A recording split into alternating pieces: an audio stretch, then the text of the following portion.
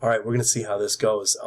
Like I told you in the other video, I'm using Mr. G's videos.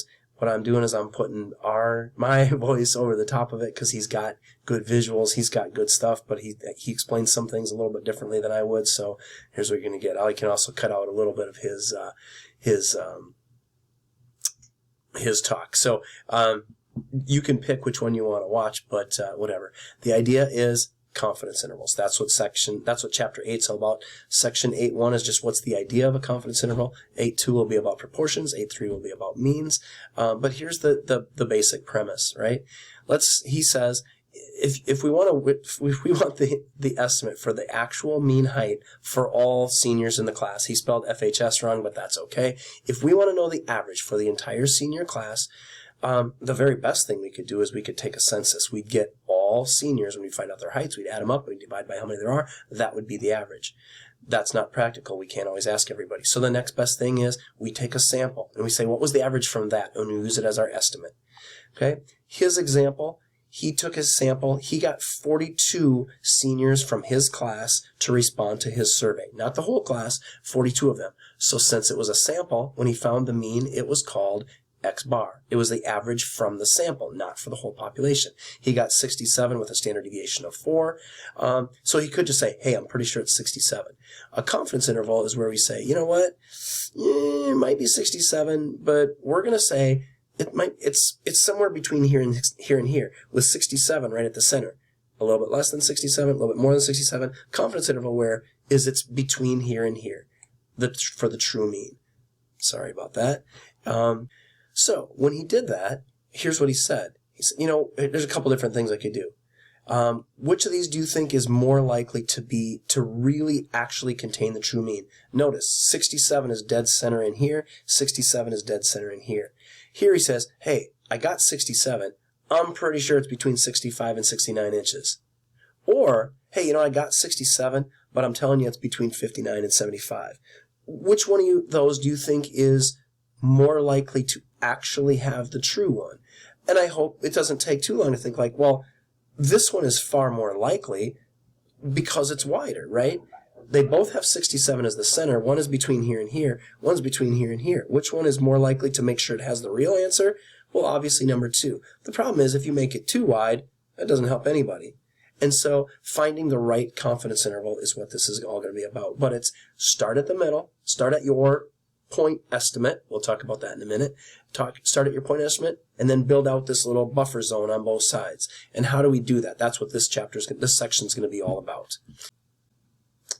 Okay, so here's fleshing this out a little bit. This is what a confidence interval is.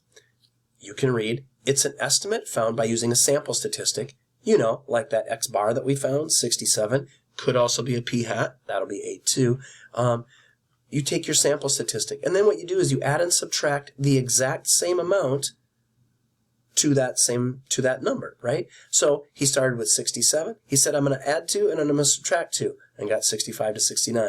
Or I start at 67 and I'm going to add 8 and subtract 8. The 67 is called the point estimate. It's the point that we are starting our estimate about. And then that plus or minus, it's called the margin of error. The bigger the margin of error, the more confident we can be that it contains the true value, right? You make a giant margin of error, you're going to be right every time, but nobody cares, right? If Mark Torello says, hey, we're going to get between 0 and 100 inches of snow, it's like, yeah, thanks, Mark, that's neat. But if he says, hey, we're going to get from 6 to 10 inches on April 12th, what the heck, and he turned out to be right because we got 7, right? The smaller you can make that margin of error, the more valuable it is to someone, but the bigger it is, the more confident you can be. So where's that value? Where do we want to be, right? So that's going to be the trick, and we'll be talking about that throughout this chapter. Point estimate, plus or minus margin of error. Some common confidence intervals are going to say, and this would be your boss saying, hey, I want you to go out and make this estimate. I want you to be 99% confident. I want you to be 90% confident. I want you to be 95% confident.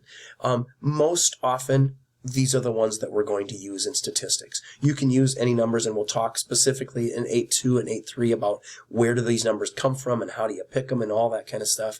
But basically, it's mostly, it's going to be, hey, we're making a confidence interval. We want 95% confidence. We want 90% confidence. We want 90, whatever percent confidence, right? And what that says is, if I'm 99% confident, I'm almost sure it's in there.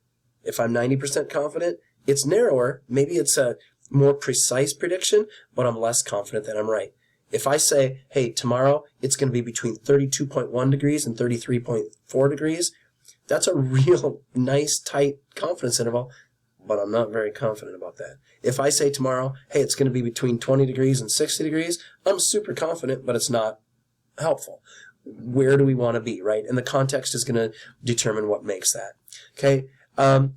We're not going to get into this too much right now. The idea of what confidence level is, it doesn't mean that 95% of the time it was right. It means, hey, you know this method that we're going to use where we calculate the margin of error? We're using that method in such a way that if we repeated this over and over and we took a bunch of different x bars or p hats, this method would capture the true mean about 95% of the time, right? About 5% of the time, this method isn't going to capture the true population parameter. That is either the mean or the proportion.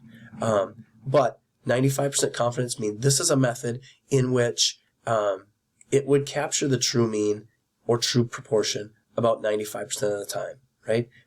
Pretty reliable. That's what the 95% means in this context. Right? We'll talk more about the interpretation of a confidence interval as we get into more specifics in terms of 8.2 and 8.3 with proportions and means. So, okay, 100% confident? Of course, you can be 100% confident if you want. You can make every confidence interval 100% confident. His example here, I'm 100% confident the mean score on the next test is going to be between 0 and 100%. No kidding. Duh. 100% confident means I'm for sure, right? It's in here. If Mark Torello says, you know what? Tomorrow's going to be between 0 and 120 degrees Fahrenheit. Guess what? I'm 100% confident he's going to be right. You really want to stretch it out? It's going to be between negative 50 and 120, right? Of course you can be right every time, but it's not informative, right? 100% confidence intervals would be great. However, they're just not going to help us much. So that's it for this first video. We'll see. I'm gonna try to splice out some things here.